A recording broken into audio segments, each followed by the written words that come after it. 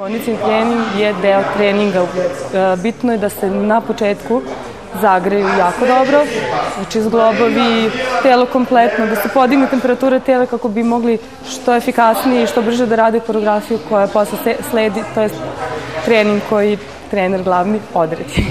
Znači, prvo se rade koraci, prvo se radi čista geometrija, šta treba da rade noge, onda se prelazi na detalje, znači šta radi ruke, kako stoji telo, gde stoji glava, kako, znači taj deo se sređuje čisto plesni i posljednja faza je postavka u prostoru, znači ko gde treba da stoji, na koji način treba da se promeni pozicija, znači iz linije da se pređe u dijagonalu ili iz dijagonale u krug, znači to je neki redosled. Svake godine nekako ta neko stepeništa plesa, taj korak stvarno ide stvarno napred. I mi, ne znam, naša koreografija 2005. ta prva i ovo sad 2008. baš razlika postoji. Znači vidi se, ne znam, brži smo, uigraniji smo, bolji smo, iskusniji smo. Sve vreme se radi na toj plesnoj tehnici, na poboljšavanju njihovog individualnog nivoa, uporedo kako se radi na podizanju tog tipskog duha.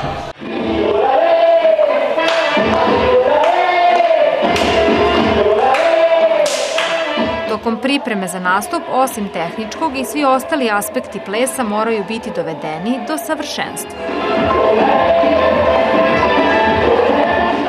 Ako je priča o koreografiji, mi smo nju ovu konkretnom poslu podelili na 3 dela. Znači ima, ne znam, uvod, pa onda, ne znam, drugi deo ili kako kažem, prvi deo, drugi deo i treći deo. Nekako meni nije najteže, meni je najzanimljiviji, tako pre rekao, prvi deo. Jer tu nekako se vidi da li je to, da li ja tako osjećam, ako taj prvi deo, taj ulaz bude ono... Mislim, imamo te etape kada se recimo raspoređujemo na podijumu, kada svako mora da zna na kojoj se koordinatnoj poziciji nalazi. Pa možda ono što dolazi pred sam turnir ili pred nastup, to je isplesavanje. Znači, to su treninzi kada se ne uči ništa novo, kada se ništa ne vežba, već se koreografija koja je već sad već kompletirana, igra iznova. Kretanje kroz prostor sa partnerkom. Roundabout se kaže na engleskom, ne znam kako se kaže na srpskom, ali znam na engleskom kako se kaže. Momci gore!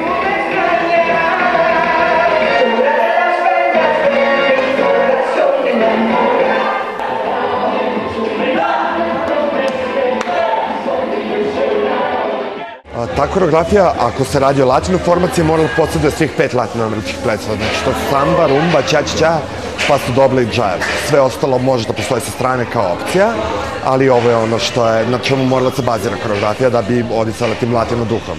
To je zapravo i čar formacijskog plesa, jer kad bi on, ne znam, vukao sve jedno isto, ne samo samba, bilo nekako, mislim, dosadno malo, ovako, ne znam, zanimljivo je. I same te slike koje, kad se menja određeni ples, recimo i samba, menja se i sama slika. Menja se u toku sambe, recimo, sama slika, što je opet zanimljivo i to je nekako ono što publiku čini, ono, mislim, što njima čini zanimljivo. Svaki ples ima neki svoj oblik, da kažem, temperament ili kako to već da kažem. Dakle, za pasu ti trebaš da budeš mačo, za rumbu treba da budeš malo sentimentalniji, za sambu isto tako malo, to je više onako finija, Brazil varijanta. Recimo da najviše volim rumbu, zato što kako god delovao nežno, opet ima dosta te neke napetosti i drame koje je meni najbliže od svega.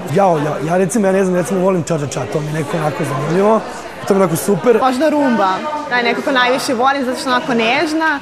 Od plesova najviše volim sambu. A recimo da mi je najlošiji paso doble. A najteže mi je džajv, zato što je najbrži. Meni najteže deluje, recimo, paso doble, ne znam zašto, ali i nje isto volim. Znači, njena samba, recimo, isto teška, znači ona je nešto što, svaki plesać kog god da pleše, ja mislim da uvijek ima nešto što mora još na dogled.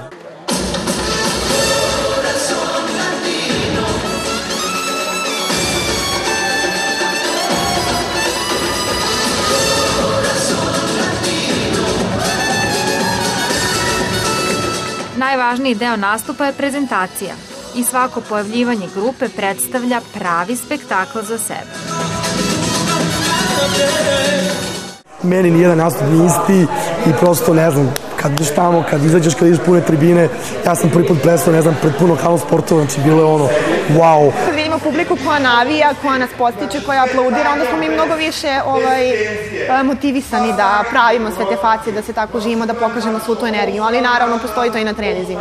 Mislim, nikad ne može taj pogled biti kao kada je publika prisutna, naravno, zato što drugčija atmosfera na turnirima, kada ima i publike, kada je drugčije osvetljenje, ali je jako bitno vežbati takve stvari na treningu, navikavati se na takve stvari, da ne bi prvi put se na turniru susreli sa tako nečim. Trebalo bi da imamo isti ponašanje i na treningu i na nastupu, a slagaću se da imam, znači nema. U principu, jer opet ovde nekako naš krug ljudi, bude neko sa strane, ne radi aplauz, tako dalje, nastupim sasvim drugo. Pa ako mislite da izvedete na takmičenju svaki pokret jasno i oštro i da naglasite ono što je potrebno, to mora na treningu da se radi, jer talent sam po sebi nije dovoljan, znači morate sve vežbom da postignete, jer ako toko treninga sve radite sa pola snage i bez naglašavanja, to nećete raditi ni na sceni, zato što vam jednostavno nije ušlo u krv, nije vam ušlo u sam pokret, nije vam prirodno.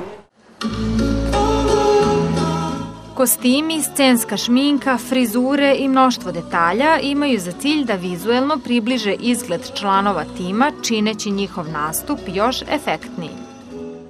Styling sveukupno je bitan, znači bitnije je da približi što je moguće više izgled svakog od njih.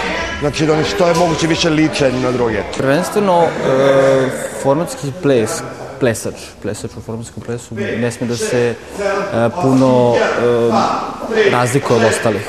Dakle, moramo svi da izgledamo manje kao roboti, a roboti koji imaju dušu, koji mogu znaju da plešu. Lepo je za oko kada su naravno svi momci slične visine i sve devojke, samo što evo kod nas u timu to nije slučaj. Mi imamo i niske i visoke momke. Znači one sve farbaju kosu crno za dan nastupa, imaju šminku koja je posebno prilagođena tako da ih izjednoči, tako da one sve između sebe deluju koliko je moguće približnije. A styling, znači kostim i sve to je u tom latino duhu.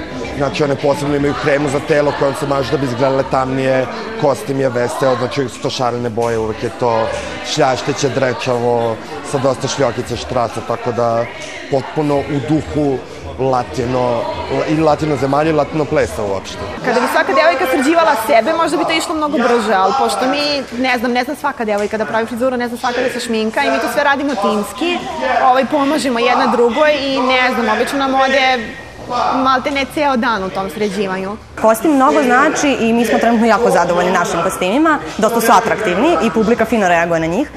Bitan je kostim, zato što publika koja dolazi, pored toga što posmatra ples, što posmatra izraze lica ljudi koji igraju, također gleda kostim.